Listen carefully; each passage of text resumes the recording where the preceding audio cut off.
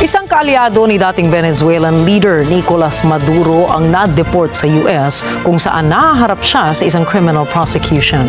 Pearl Rogacion para sa report. Kinumpirma ng Venezuelan authorities na na-deport dito sa US si Alex Saab, isang Colombian-Venezuelan businessman at matagal ng kaibigan ni dating Pangulong Nicolas Maduro ng Venezuela.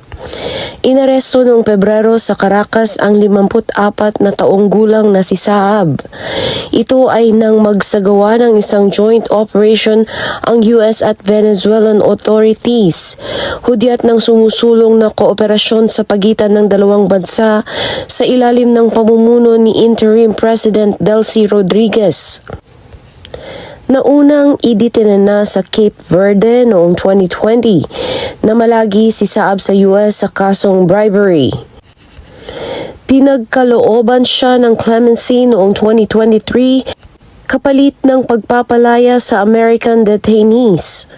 Fui secuestrado, torturado, aislado, calumniado, difamado. Y después de 1,286 días, no pudieron comprobar ni un solo delito, no pudieron presentar ni una sola prueba, ni contra mí, ni contra Venezuela. Ayon sa Venezuela, isinagawa ang deportasyon sa ilalim ng immigration laws.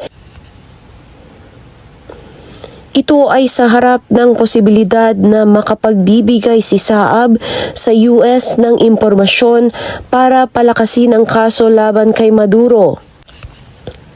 Matatanda ang hinuli sina Maduro at asawa niyang si Cecilia Flores noong Enero at dinala sa New York para humarap sa mga kaso tulad ng narco-terrorism. Itinanggi ng dalawa ang mga reklamo. Pearl Rogacion, Net25 Americas para sa mata ng Aguila International. Trusted, connected, on point.